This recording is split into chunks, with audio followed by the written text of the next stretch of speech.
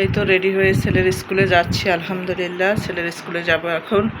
ছেলের এডমিট আনবো, ছেলের সামনে পরীক্ষা। তো এই যে যাচ্ছি, আপনি সাথে থাকুন।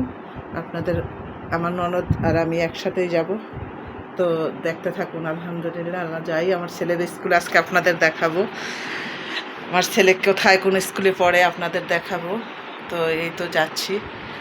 অতটা গুছিয়ে রেখে দিতে পারি না। এইগুলো হইলে আমার প্রেসক্রিপশন, যে স্কুলেরই এখন নিয়ে যাবে এটি স্কুলের, মানে এগুলো হচ্ছে যে মানে ওর বেতন বই, ওটা দেখাইতে হইব, তারপর এডমিট দিবে। তো যাই, আল্লাহ নামের সাথে থাকুন।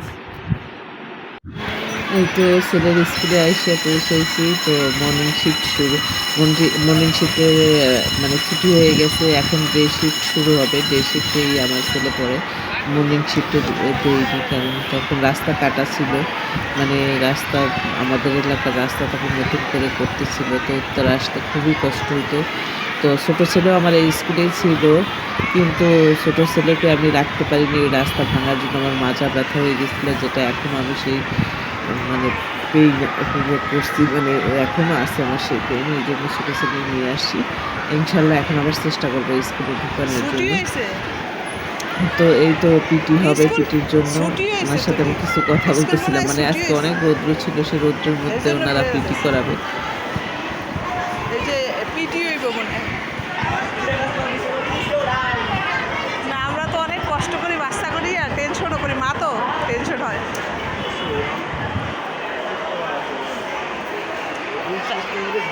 কারণ ওরা যদি অসুস্থ হয়, সামনে পরীক্ষাও দিতে পারবে না। হ্যাঁ হ্যাঁ,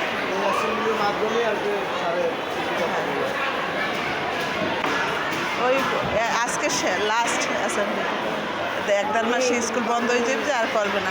আমি কই আমরা এই তো ছেলেমেয়েরা দাঁড়িয়ে যাচ্ছে। তো এখন পিটি হবে, তো পিটিটা ভিডিও করতেছিলাম। তো ওনারা বলছিল যে আপু ভিডিও তো করা যাবে না, আমাদের স্কুল ভিডিও করার নিয়ম নেই, তাই ভিডিও করি না। কারণ এখানে এটা পুলিশদের স্কুল, তো এখানে সব কিছুর একটা ডিসিপ্লিন থাকে, তাই ভিডিও না করে বেশিটা অল্পটা ভিডিও করে নিয়ে আসছি। মানে তো ওনারা পড়ার পর আমি এই তো আবার রিক্সায় করে আমরা দুজন, মানে আমার ননদ আর আমি, এই তো আমার ননদ আর আমি বলছিলাম যে তোমার ভিডিও, তুমি একটু আসো, আমি একটু তোমার ভিডিও করি। তো আমার ননদ লজ্জা পাইছে আর বলতেছে না আমার সুন্দর লাগতেছে না। আমার ননদ অনেক সুন্দরী, অনেক সুন্দরী আমার ননদ। আমার ননদকেও কাছে আমরা কিছুই না। আমার শাশুড়িও অনেক সুন্দর। তো মুখে হাত দিয়ে রাখছে, কিন্তু করবে না ভিডিও। তা আমি বলতেছিলাম, ও বলতেছিল আমার সুন্দর লাগতেছে না, আমি বলতেছিলাম আয় হায় আমার এত সুন্দর ননদ। তো এই যে একটু ভিডিও করতেছিলাম, ও আবার গাছ দেখাচ্ছিল। তো এই যে দুইজনে গল্প করতে করতে করতে করতে রিক্সায় এসে পড়ছি বাসার কাছে। আমরা দুজন বের হইলে আবার টুকটাক রাস্তায় দাঁড়ায় দাঁড়ায় কেনাকাটা করি দুইজন বের হইলে। তো এই তো মানে আমি আমার বাচ্চা স্কুলে পড়তে রোজ গেছে, একদিন শুধু যায় না, কিন্তু 180 টাকা জরিমানা দিতে হয়েছে। আর আমার ননদের ছেলে স্কুলে যায় নাই, সে বলছে এই জন্য হ্যাঁ জরিমানা দেওয়া লাগে নাই। আমার খুব দুঃখ লাগছে, মানে জরিমানা দেওয়া লাগে না এই জন্য, আমার দেয়া লাগছে, এই জন্য খুব দুঃখ লাগছে আমার। আমার ছেলে একদিন স্কুলে গেল না, খুব দুঃখ। তো এই তো আমরা গল্প করতে করতে করতে করতে দুই ননদের ভাইয়ের বোর কত গল্প। আমি হইলে আর ছোট ভাবি, বড় ভাবি আছে আমাদের সবার মধ্যে অনেক মিলমিশ। আমরা ননদ ভাইয়ের বউরা অনেক মিশ। আমরা কোথাও গেলে আমরা বলি যে ভাবি চলেন, ওর আমার ননদরে বলি চলো তুমি চলো আমার সাথে। আমার ননদ আমার বলবে চলেন। আবার আমার জায়েরে বলবে, মানে অসুস্থ হইলে আমার জায়ে বেশি নেওয়া আনা করে ওদের। মানে আমি দেখা যায় আমার বাচ্চারা ছোট, তো আমি পারি না। ওদের যখন সবার হেল্প লাগতো তখন, এখন আবার একটু সামথিং দৌড়ইতে পারি। বাসায় এসে এই তো গাছে একটু পানি দিয়ে দিচ্ছি, মানে চাল ধোয়া পানিটা রাখছি, এটা আমি বাসায় এসে ভাত বসাই দিয়েছি। তো ওই যে চাল ধোয়া পানিটা আমি মানে রেখে দিয়েছিলাম, সেটাকে দিয়ে দিলাম গাছে। তো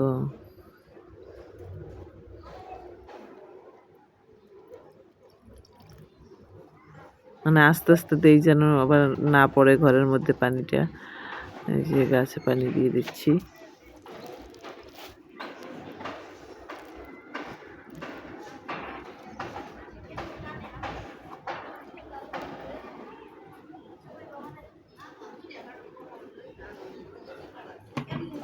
গাছের ডগাটা খুবই সুন্দর হয়েছে। তো এখন বারান্দা আর একটু পানি আছে, আমি একটু বারান্দায় দিয়ে দেবো।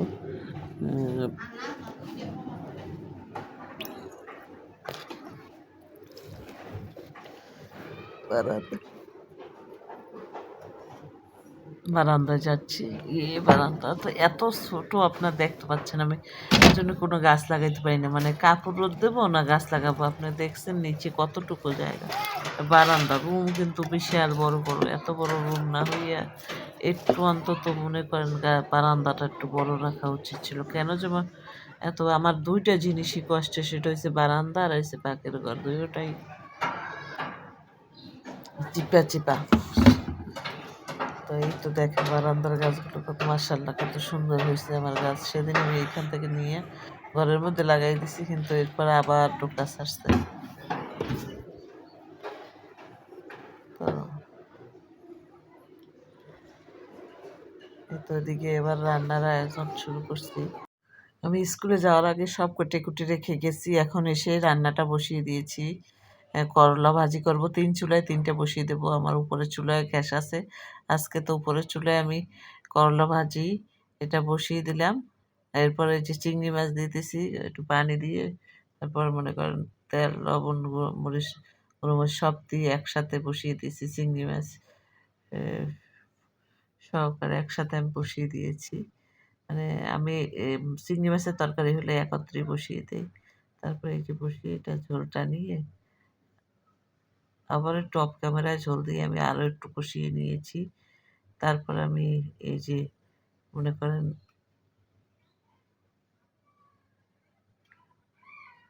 আজকে লতিও রান্না করব, তো এই তো লতিটা দিয়ে দিলাম। এদিকে তেলাপিয়া মাছ আমি ভাজতেছি, ভেজে এটা ভুনা করব। তো ৩ চুলায় ৩টা বসিয়ে দিলে তাড়াতাড়ি হয়ে যাবে, এই জন্যই। তো আপনাদের যদি এখন আপনারা আমার ভিডিওটি দেখে থাকেন এবং যদি আমার ভিডিওটি একটু ভালো লাগে, প্লিজ লাইক কমেন্ট শেয়ার করে একটু পাশে থাকবেন প্লিজ। আপনাদের একটি লাইক আমাকে পৌঁছে দেবে আরও ১০ জনের কাছে। একটু লাইক করে একটু পাশে থাকবেন। আমি আস্তে আস্তে আপনাদের মানে মনের মতো তৈরি হয়ে যাব ইনশাআল্লাহ। তো আ এই এই তো আজকে সারাদিন মনে করেন ব্যস্ততার মধ্যে খুব দ্রুতই কাজগুলো দেখাইছি। যদিও আমি কোনো রেসিপি শেয়ার করি নাই। কিন্তু আমি কিভাবে কাজগুলো এত দ্রুত করছি, মানে করতে হচ্ছে, কারণ আপনার বাচ্চার স্কুল সামলাতে হবে, আপনার বাচ্চাদের সামলাতে হবে। আবার এর ভিতরে আবার ২ টায় আমার ছেলেকে আনতেও যেতে হবে ছোটটাকে। তো আজকের মতো এই পর্যন্ত। আল্লাহ হাফেজ।